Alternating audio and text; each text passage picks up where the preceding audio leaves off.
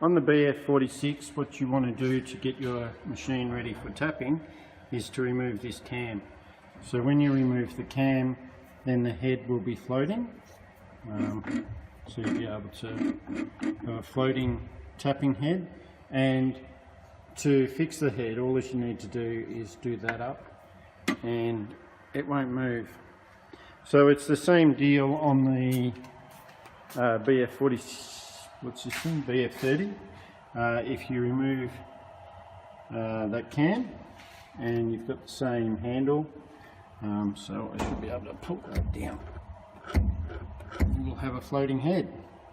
So once you have a floating head, you can do your tapping. And like I said, if you want to lock the head, simply do the nut up, and the head is locked. Just wanted to mention, if you're using your machine for tapping, the floating head won't always return to zero. So it'll be close, but it won't always be absolute. So it's always a good idea if you're machining to lock it in place. And one of the beauties of this sort of head when you lock it in place is you can use this button to adjust the Z height. So if you're not touching off, that's a really handy feature. And this machine has a tool changer. So with the tool changer, we tend to have it totally fixed, but I'll just go to the BF-30.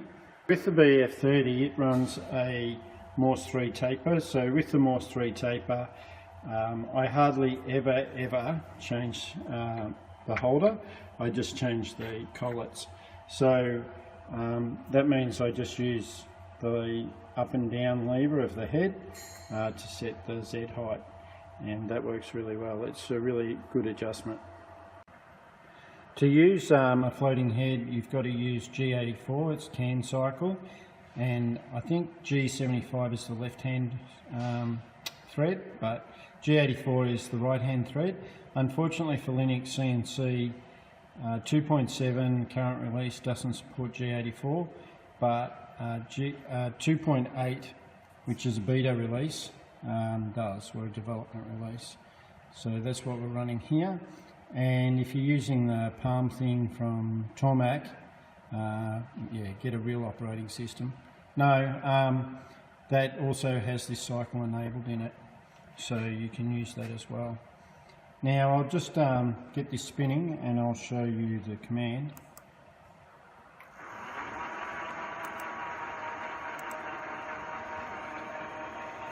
So this is the command we're going to use. So G84, Z20 means go 20 millimeters deep, R5 means sit 5 millimeters off the surface, F875 is the feed rate, and P1 is the dwell. So I have to have this to pause. This machine has to pause at the bottom of the hole, otherwise it doesn't switch backwards quick enough. So I'll just run that and I'll show you what the machine does.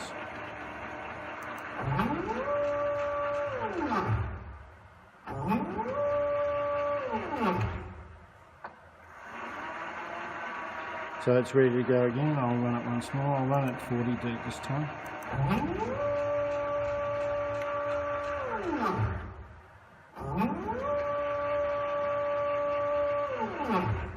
And because we've got a floating head, the actual head will move up and down in the workpiece as there's resistance, especially on the withdrawal.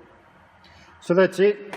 Hopefully that helps you or helps someone or does something.